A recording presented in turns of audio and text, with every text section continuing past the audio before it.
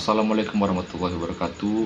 Salam sejahtera untuk kita semua. Perkenalkan, saya Ahmad Syukran Sambu dengan NIM 3241121 dari kelas Regular A 2024. Pada kesempatan ini, kali ini saya akan memaparkan materi yang berjudul Peran Bangsa Afrika dalam Perang Dunia dan Upaya-upaya Bangsa Afrika dalam memperoleh kemerdekaan. Materi ini merupakan bagian dari mata kuliah sejarah Afrika dengan dosen pengampu yaitu Bapak Abdul Haris Nasution, SPD MSc. Langsung saja kita ke pembahasannya. Yang pertama itu ada daerah-daerah bekas jajahan bangsa Eropa. Setelah konferensi Berlin tahun 1884 sampai 1885, hampir seluruh wilayah benua Afrika terbagi ke tangan kekuatan kolonial Eropa. Inggris menguasai wilayah yang sangat luas seperti Mesir, Sudan, Kenya, Nigeria, dan Afrika Selatan. Sedangkan Prancis menguasai sebagian besar Afrika Utara dan Afrika Barat seperti Aljazair, Maroko, dan juga Senegal. Sementara itu, Belgia mengeksploitasi Kongo secara brutal di bawah kekuasaan Raja Leopold II. Selain itu, Portugal, Italia, Jerman, dan juga Spanyol memiliki wilayah jajahan masing-masing. Namun, hanya dua negara Afrika yang berhasil mempertahankan kemerdekaannya, yaitu ada Ethiopia dan juga Liberia. Ethiopia di bawah Kekaisaran Menelik kedua berhasil mengalahkan Italia dalam pertempuran Adwa tahun 1896 yang menjadi simbol perlawanan terhadap kolonialisme. Sedangkan Liberia yang didirikan oleh mantan budak dari Amerika Serikat tetap merdeka sejak 1847.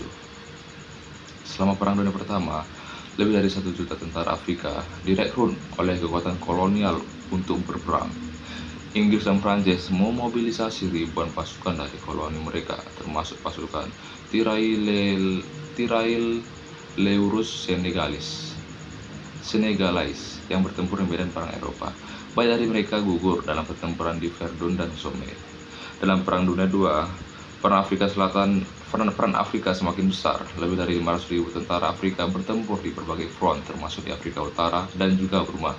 Keterlibatan ini menumbuhkan kesadaran baru di kalangan tentara dan rakyat Afrika akan kelemahan kolonialisme Eropa serta memunculkan semangat nasionalisme untuk merdeka.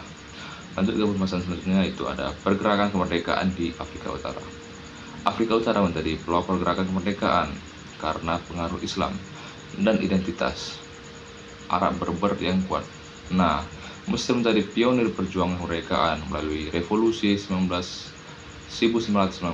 yang dipimpin Saad Zaghlul hingga memperoleh kemerdekaan nominal pada 1922. Namun, Inggris tetap menguasai terusan Suez sampai revolusi 1952. Nah, ketika Gamal Abdel Nasser menggulingkan monarki dan menasionalisasi terusan Suez, menjadikan Mesir sebagai simbol pan-Arabisme dan gerakan anti-kolonial. Aljazair mengalami perjuangan paling berdarah dikuasai Prancis sejak 1830. Perjuangan kemerdekaan dimulai oleh Front de Libération Nationale atau FLN pada 1954. Perang berlangsung hingga 1962 dan menewaskan ratusan ribu orang.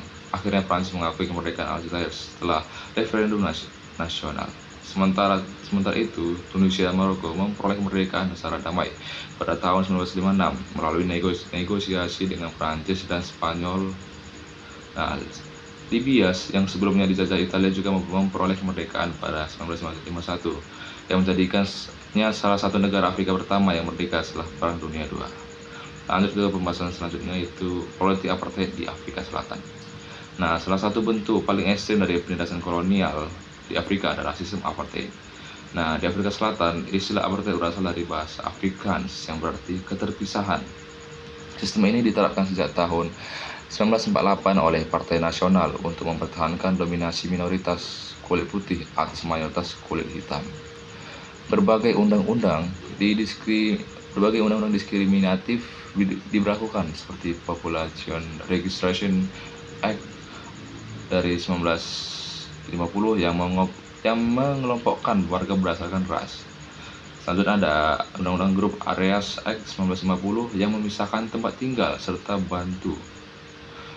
Education Act, salah satu undangnya yang membatasi pendidikan bagi kulit hitam. Perlawanan terhadap apartheid dipimpin oleh African National Congress atau ANC. Peristiwa pembantaian Sharpeville tahun 1960, di mana 69 demonstran tewas ditembak polisi, menjadi titik balik perlawanan pemimpin ANC. Nah, yaitu Pemimpin ASEAN Nelson Mandela ditangkap pada 1962 dan dijatuhi hukuman penjara seumur hidup. Selanjutnya pesan terakhir, akhir politik rasial dan kemerdekaan Afrika Selatan. Nah, sistem apartheid menimbulkan penderitaan luar biasa.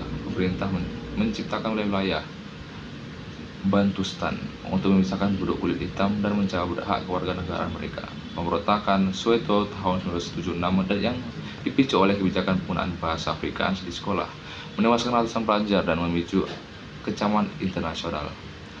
Tekanan global melalui boikot ekonomi dan sanksi internasional akhirnya memaksa pemerintah Afrika Selatan melakukan reformasi. Nah, pada tahun 1990, Presiden F.W. de Klerk membebaskan Nelson Mandela setelah 27 tahun di penjara. 4 tahun kemudian diadakan pemilu multiras pertama pada 27 April 1994 yang dimenangkan oleh ANC, dan Nelson Mandela dilantik sebagai Presiden kulit hitam pertama Afrika Selatan. Peristiwa ini menandai berakhirnya secara resmi rezim apartheid. Nah, dari pembahasan ini terdapat melihat bahwa bangsa-bangsa Afrika memiliki peran besar dalam Perang Dunia, sekaligus menjadi pionir dalam perjuangan kemerdekaan secara global. Melalui pengorbanan panjang, Afrika berhasil melepaskan diri dari belenggu kolonialisme dan rasisme, membuktikan bahwa semangat kebebasan dan persatuan dapat mengubah sejarah dunia. Demikian pemaparan dari saya. Jika ada tutur kata yang salah, saya mohon maaf. Saya tutup dengan wabillahi taufiq wal hidayah. Wassalamualaikum warahmatullahi wabarakatuh.